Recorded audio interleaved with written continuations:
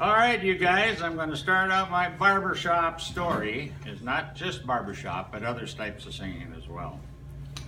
I'll give you a quick bio on myself. My name is Joel Kleschold. Born 1932, 86 years, 3 months old. A long time ago. You guys weren't, half of the guys weren't even born yet. But anyway, the mother was Norwegian descent. Father was German. Conflict there, who's going to raise me? Mother won out, so I became a Lutheran. We lived in South Minneapolis all my life. We lived in a one bungalow house. It was a little bungalow. There was 5 people, grandparents, mother and dad, and me. I had no brothers and sisters. So I didn't have a room. Mother and dad had the bedroom, and Grandma and Grandpa had a living room to pull out, and I had a rollaway bed that I slept on for 14 years. But anyway, I attended Roosevelt High School. Roosevelt was South Minneapolis, pretty large school at the time because it serviced the whole South Park. And I would have to say that from the academic standpoint, I gave myself about a C+. I wasn't the greatest student, but nevertheless got through. But my big thing was sports. In high school, I loved to play baseball. I was on the baseball team. I was on the gymnastics team, and also on the hockey team. I'd say baseball was okay, gymnastics just okay. I was too tall and skinny to be a good gymnast, but nevertheless I loved it. Hockey was my game, and I excelled in hockey. I played center on our high school hockey team for 2 years, and when I got through with that, I continued to play hockey most of my life until I was almost 58 years old.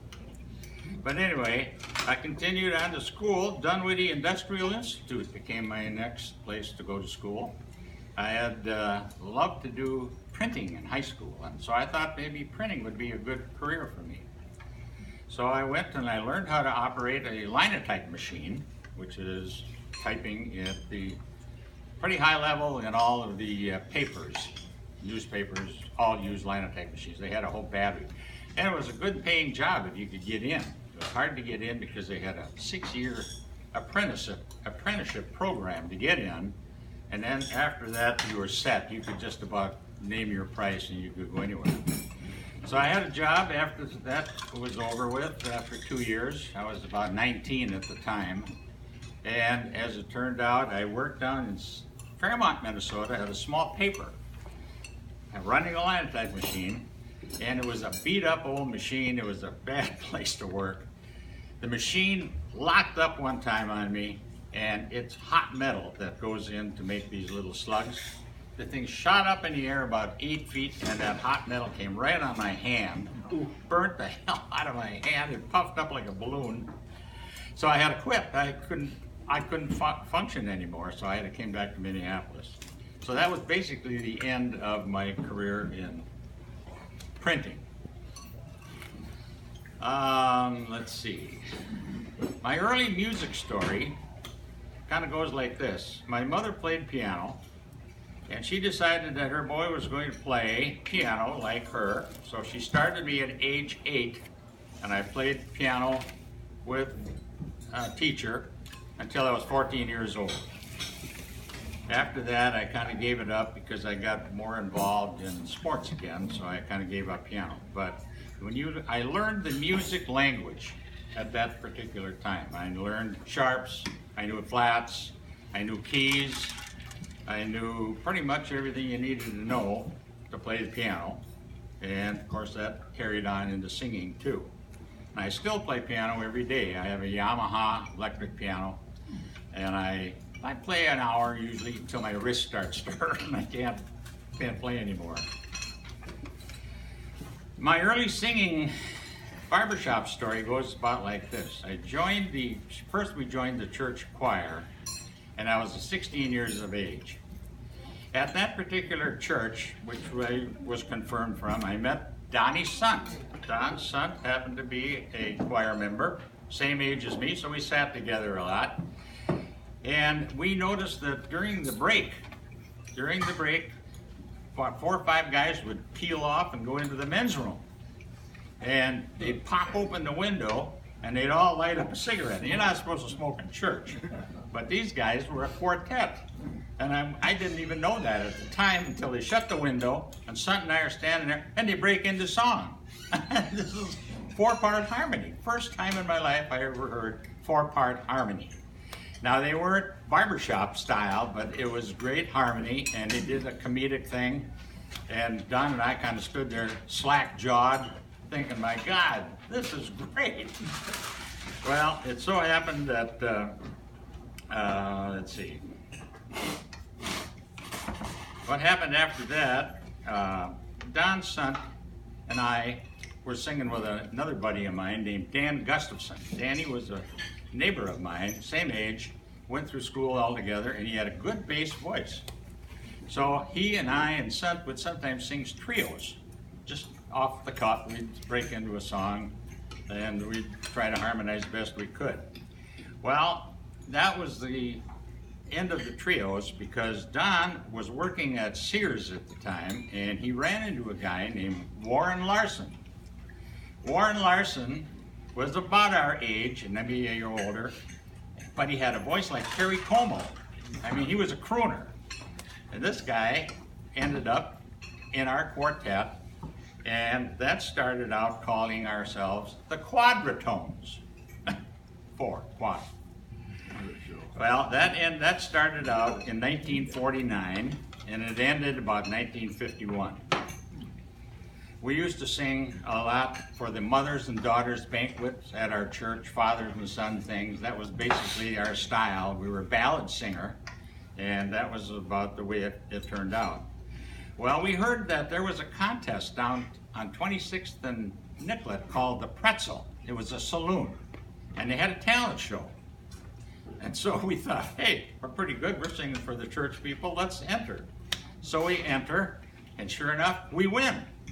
We each get like $5 a piece, and we think, hey, this is pretty good money. Well, it wasn't long after that, we'd heard that there was another talent show in town, and this one was sponsored by WCCO Radio. It was hosted by Cedric Adams, and it was called The Stairway to Stardom. And it was a great variety show. They had a lot of different kinds of talent, and we auditioned, and we were able to get in. So we entered this thing, and it was kind of strange how it worked out. It was a building kind of a little bigger than this, downtown, WCCO, and there were microphones hanging from the ceiling. Well, we thought, why not bring some of our friends down and plank them right down below the microphones? So we did. And guess what? We won again. Strange how that works. But anyway, our prize was to sing every day at noon on WCCO for a week. That was our prize. So we had, 2 or 3 songs we thought pretty well, so we had to scramble to get 2 more. But we did, and we were able to fulfill that full week out. Well, that kind of started it. My uncle, who was working not too far from where we are right now, right on the corner of Central Avenue and Monroe, there was a building on the corner called Johnson Auto Supply. My uncle was Walter Johnson. Well, he called me up. Joe, he said, I hear that you were singing on WCCO last week. I said, we were. He said, guess what? I belong to an organization called the SPEB blah, blah, blah. And I said, oh, what's that mean? And he said, well, it's all singers, 4-part, and in the barbershop style. I said, what, barbershop? Okay. He said, well, I want you guys to come down and perform for our group. I said to Son, do you think we should go down? He said, no. My brother's quartet, the Troubadours, went down there. They came back and said there's nothing but down there but a bunch of drunks. So they didn't join. So anyway, I said, well, God, we got to honor my uncle. He invited us to go down. So we went down.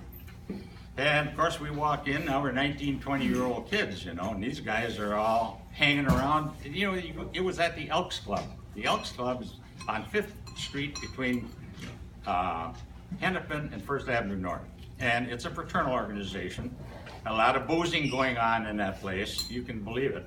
We walk in, you turn to the left, and there's a whole raft of guys around the bar. If you go a little bit further in, it's a big room, kind of like this room, and there are chairs scattered in rows of 4. And nobody is in there hardly. They're all in the bar getting themselves little libations. And pretty soon they all start to meander in and start sitting down. It's a very loose organization at that particular time. This is 1950. And pretty soon there's enough guys to start singing, so they start passing out some music. Everybody's just sitting in chairs. Everybody's drinking, smoking. Bottles of beer are tipping over on the floor, clinking, and it's really a mess. It really was something. I can see where Sun's Quartet said, hey, these guys are a bunch of drunks.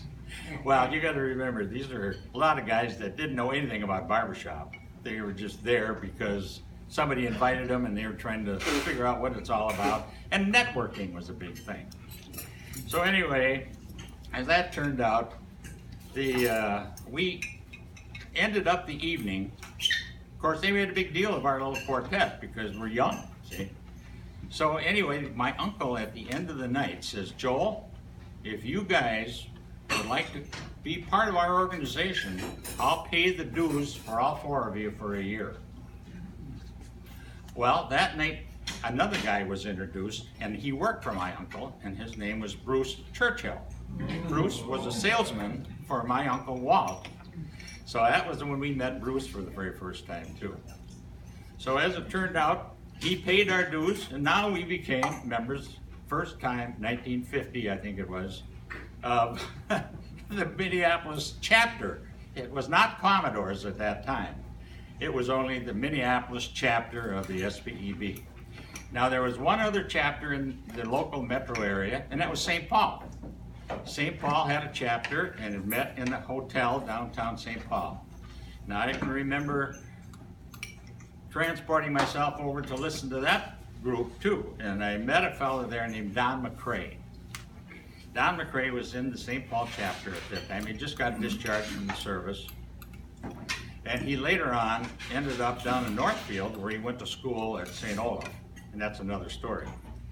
But anyway, after that we became members, and our quartet, called the Quadratones, and I have some pictures in my book over here, was the youngest quartet that the chapter had. And we sang in, I think, 1, maybe 2 shows. The first show was at West High School. They hadn't even been invited yet to get into the Northrop Auditorium. But the second show was at Northrop Auditorium. And of course, it was our first experience singing for a whole raft of people. This was quite a big deal for young guys. But anyway, after we got through with that, the war in Korea was starting to amp up. And because of that, we had to make a decision. We were going to get drafted, or we were going to have to do something else. So I and Danny, the bass, and myself, tenor and bass, we joined the Naval Reserve at Wool Chamberlain, called NAS Minneapolis, Naval Air Station Minneapolis. Don Sant and Warren were drafted into the service, so they went into the Army. So the Quadratones ended up without a quartet. Well, after we got a couple of years under our belt, Sant finally came back from the service. Danny and I kept singing in the chorus, and it's getting better. The chorus is not as loose as it was when we first got there. They had put in a sergeant of arms, and he kind of rounded up everybody, got them into the places, made everybody kind of sit down and pay attention to the director, who at that time was Judge Luther Sletton. Now, the Minneapolis chapter had about 3 or 4 excellent quartets, I thought, at that time. One was called the Ewald Golden Guernsey Quartet. They were kind of a semi-pro quartet that was sponsored by Ewald Golden Guernsey Dairy. And they would go out and sing, and they'd make money.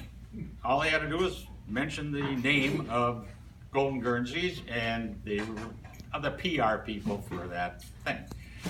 Another quartet was called the Atomic Bums. Now, the Atomic Bums was a comedic more quartet than they were anything else. But they were fun to watch. They were excellent. Judge Sletton was the bass, and they had other guys, and I think they came from the Shriners. There was a lot of guys that sang with the Shriners, and a few of those guys meandered into our organization too. So the Shriners provided us with a lot of good singers. And the Lake Airs was another good quartet that was going full bore. And at that time, those were the three big ones. And every time you had a meeting, there was always a quartet that would get up and sing after the rehearsal. Always. Sometimes 2, 3, because there was a lot of quartets. You got to remember, back then, the emphasis was not on chorus. A chorus was a breeding ground for quartets. That's really what it was all about. The whole idea was to have a whole organization of quartets. So here's this big chorus of guys. Some of them couldn't even sing. Bob Brown, Doc Brown, he was about as bigger. They called guys that couldn't sing crows back then. And the crow was a guy that tried to sing, but if you stood next to him, it just about tore you apart.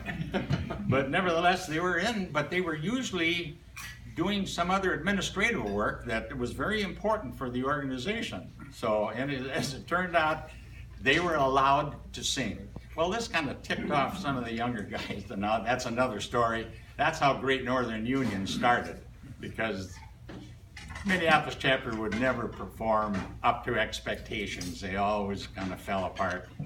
So these younger guys decided we're going to start another operation, but I'm not going to talk about that.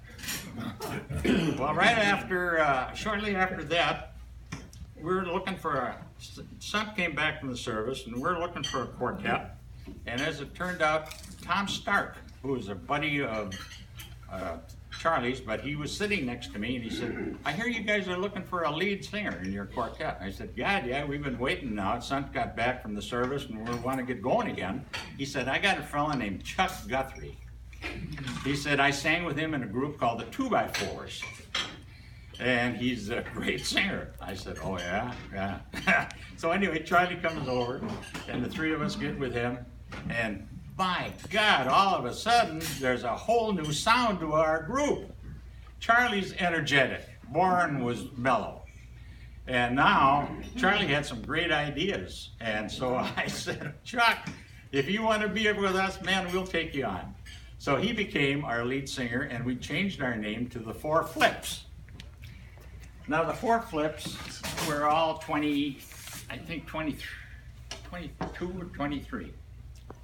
I got a picture of what we looked like at that time. This is what the Four Flips looked like back at that particular time. Charlie is there, that's me, Don Sun, and Danny Gustafson. Four Flips. So we had blue suede shoes and fresh rotten egg outfit, and we thought we were pretty high class. And we were. We had a lot of fun. And we sang contests. And we got in, when you get in a contest, of course, everybody's looking for someone to sing. Now there's other chapters being formed throughout the state. And they're all looking for talent to sing on the shows. So we got to sing on several shows. I think it was Owatonna and Waseca and Montevideo were there for a fair. And I don't know, Charlie, you can probably name off a bunch more. But we sang quite a bit. And then we entered a contest. And I think we were doing okay, but then Charlie, after about a year and a half, was working himself to get through veterinarian school at the university. And he had recently run into a girl who sang in a quartet called the Harmony Honeys from Harmony, Minnesota, I believe. Jeffers, Minnesota. Harmony Honeys were the same age as us, and good-looking kids, you know, good-looking and great harmony. Charlie ends up marrying Carol. Can't remember her last name. Russell. Anyway, they decide he graduates from vet school, and he says, I can't sing with you guys anymore. I got to go to North Dakota to work. So he hits off for North Dakota. Now we're out of quartet again. So anyway, we're kind of looking around. pretty soon I'm in the Navy Reserve at a particular moment. A buddy comes up to me and says, "Hey, I hear you're singing." I said, "Yeah, we just lost our lead." I said, "We're kind of in limbo again." He said, "You know what?" He said, "I sing in a quartet last year in the Aquatennial." I said, "What do you mean?" He said, "You ever heard of the Aquafollies?" I said, "Yeah. It's a stage show and a water show. It's a water ballet show and a stage show all combined with two great big 60-foot or 30-foot towers on each corner of a huge pool. And it's put out by the Aquatennial.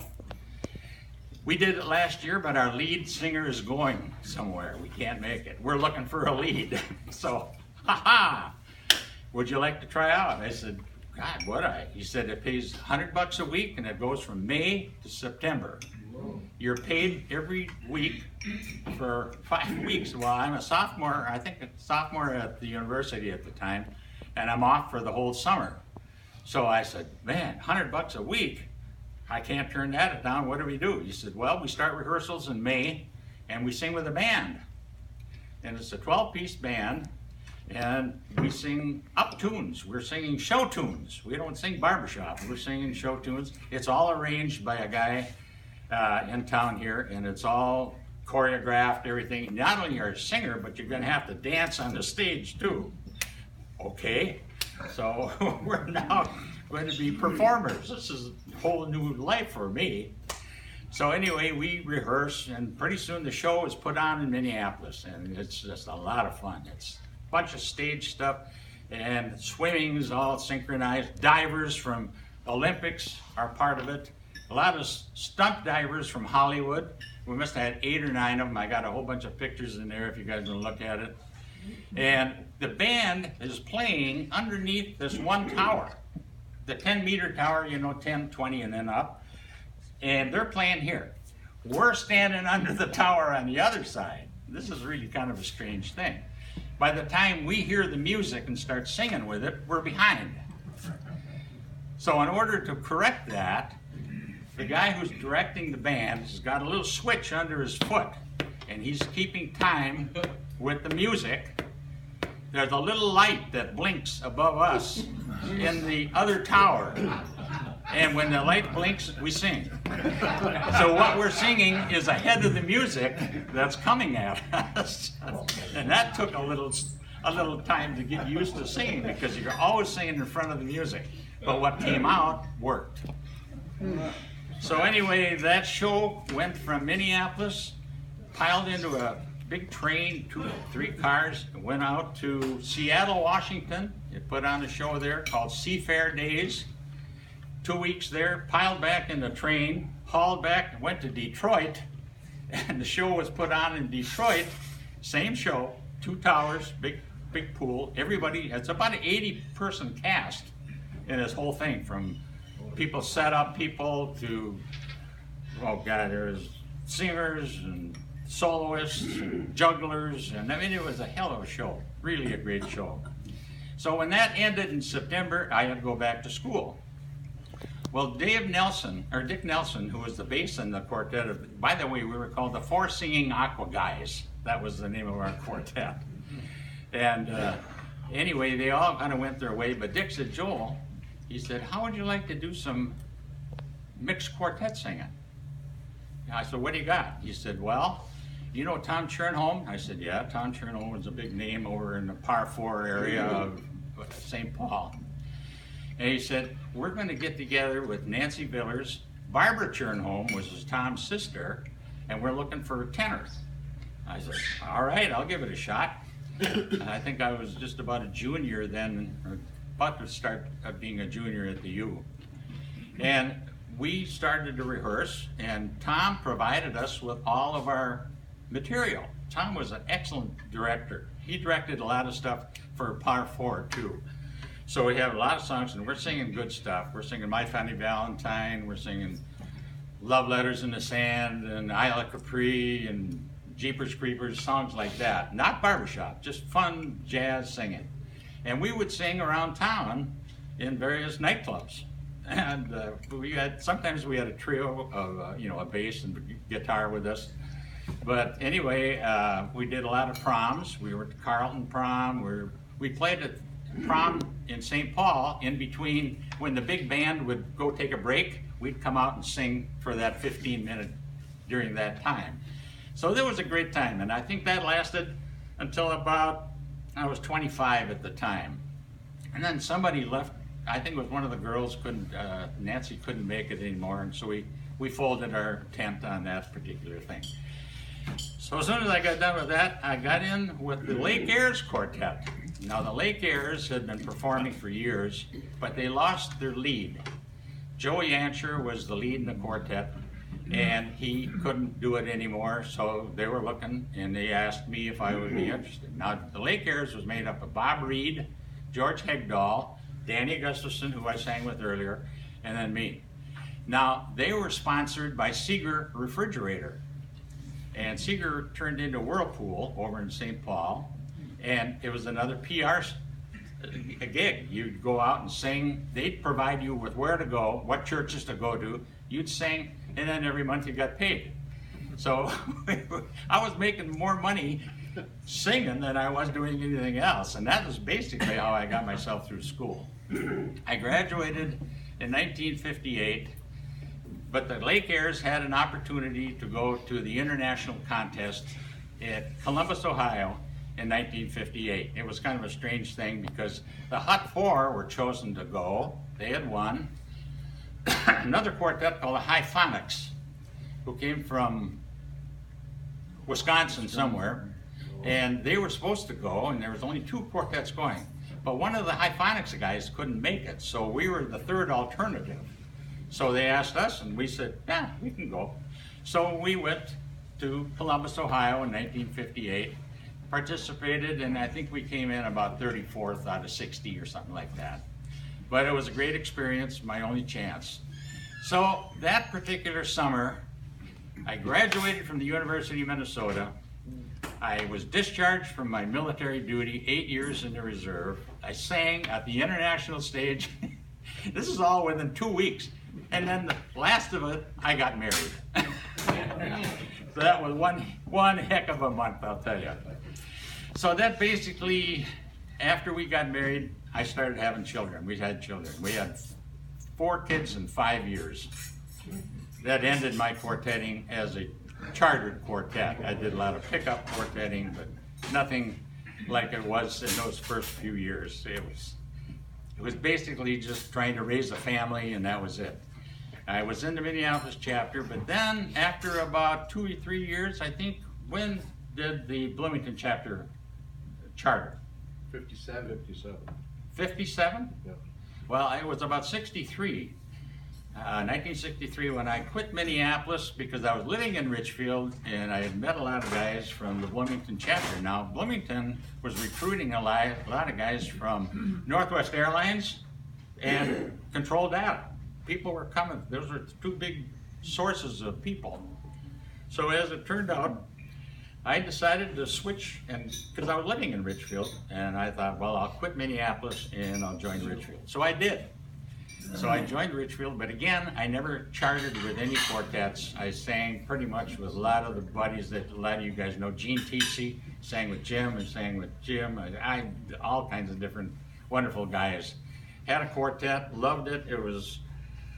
I thought we did real well. We made a record. A fellow was named Jim Eshelman.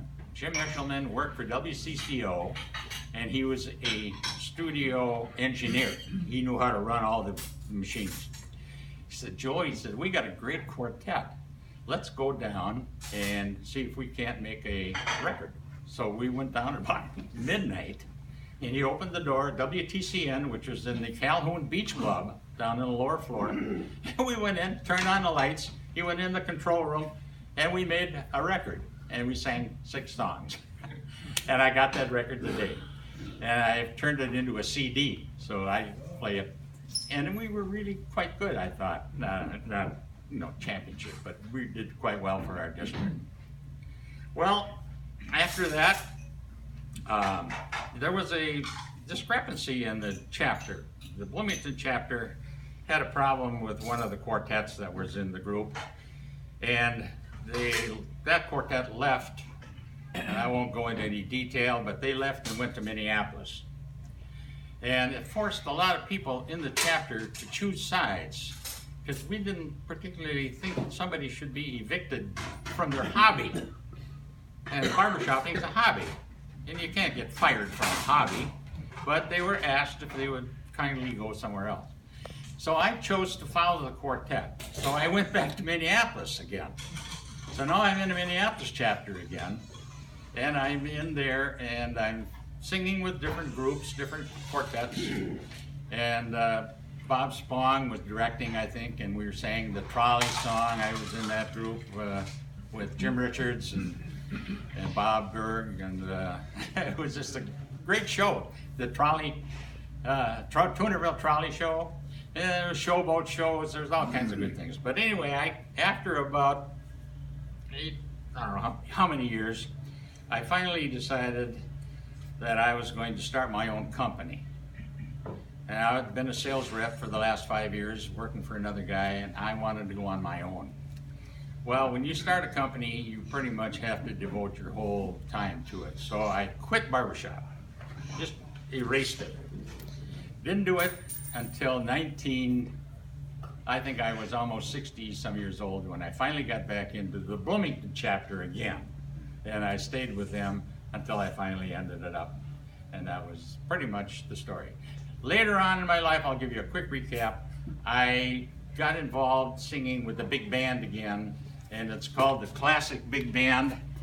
And it is a 17-piece big band, and I was in it from age 65 to 78. 13 years of singing with this group, and it was a wonderful experience. Singing all kinds of 1940s music, like the Pied Pipers, the Modernaires, all that kind of style. We made a CD, they sold a ton of them, and it's really was a great experience. So that's basically my story.